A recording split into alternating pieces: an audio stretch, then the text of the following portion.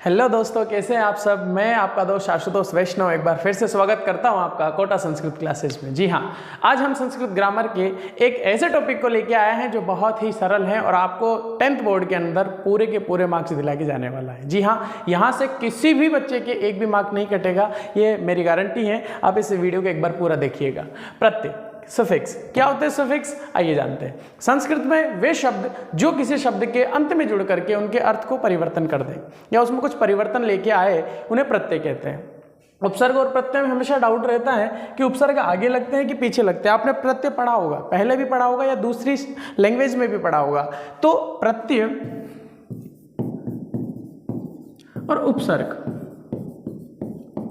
इनमें अंतर समझ में नहीं आता है कि प्रत्यय क्या होता है, उपसर्ग क्या होता है। हमेशा याद रखिएगा, ऊ पहले आता है तो उपसर्ग पहले आएगा, प्रत्यय बाद में, प्र बाद में आता है तो प्रत्यय बाद में आएगा। प्रत्यय हमेशा पीछे लगते, ध्यान रखिएगा। चलिए आगे चलते हैं।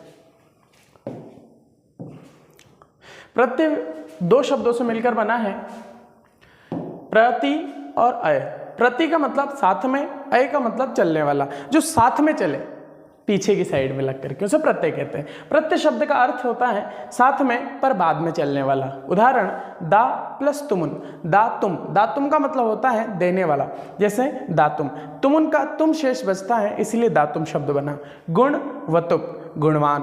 वतुप का वान शेष बचा, इसलिए गुणवान। अज, टाप, टाप का आशेष बचता है, इसलिए अजा। चलिए आगे बढ़ते हैं।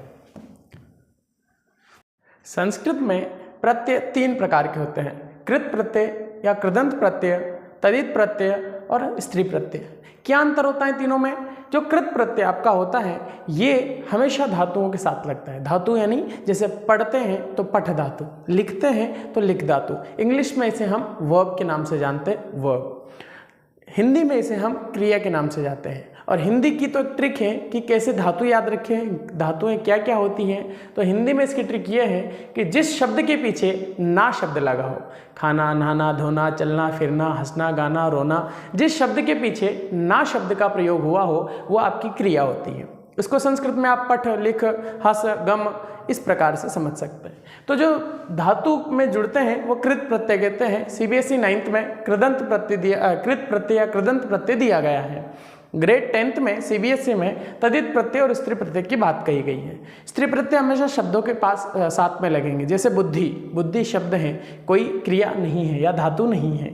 स्त्री प्रत्यय जो पुल्लिंग शब्दों को स्त्रीलिंग बना दे, जैसे हमने एक एग्जाम्पल देखा था, यहाँ पे लिखा हुआ था अज। अज का मतलब होता है बकरा।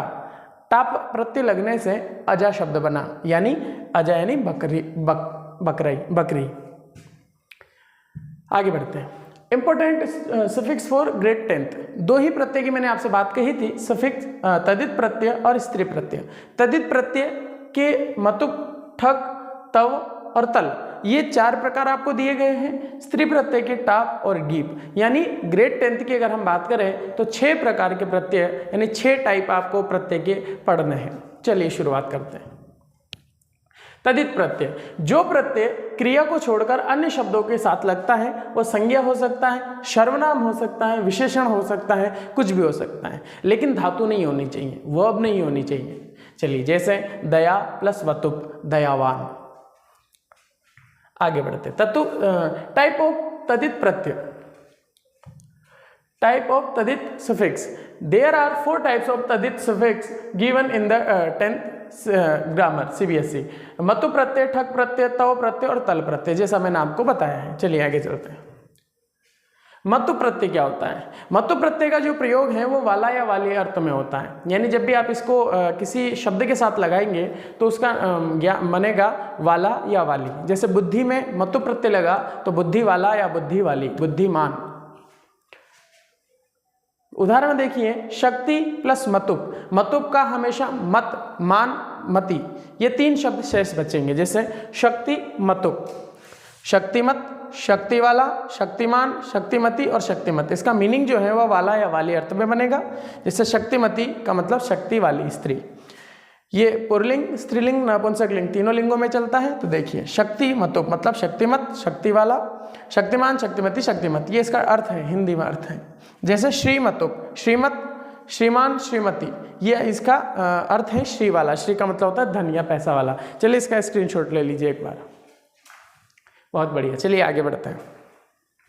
अगला प्रत्यय है ठक प्रत्यय। ठक प्रत्यय का एक शेष बचता है। शब्दों से भाव अर्थ में ठक प्रत्यय का प्रयोग होता है।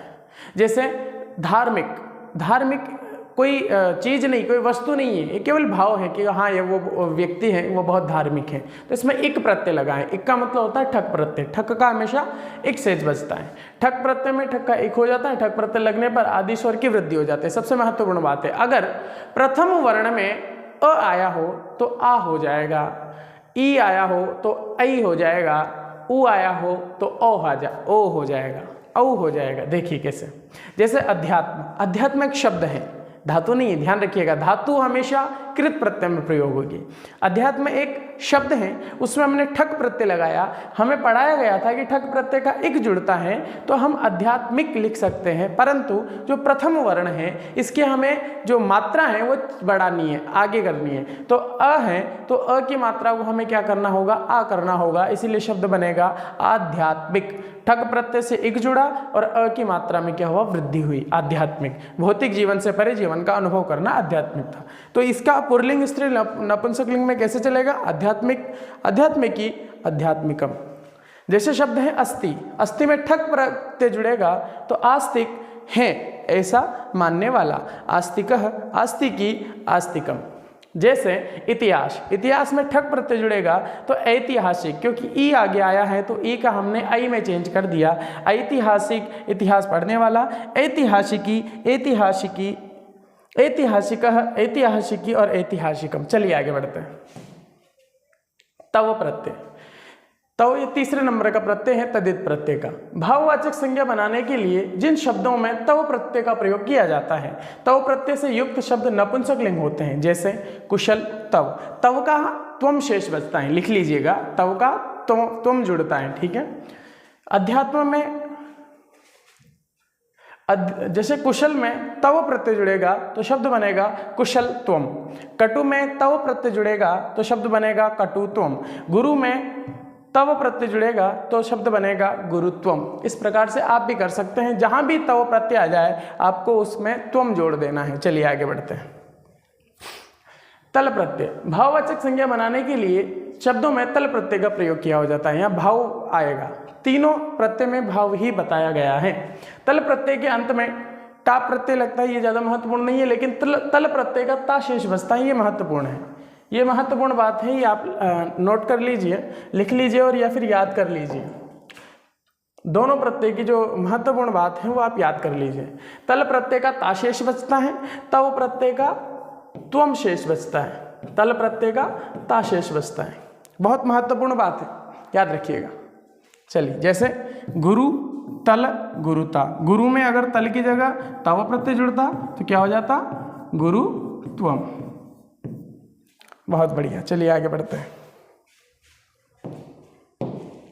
स्त्री प्रत्यय, अब हम बात करेंगे एक नए प्रत्यय की जिसका नाम है स्त्री प्रत्यय।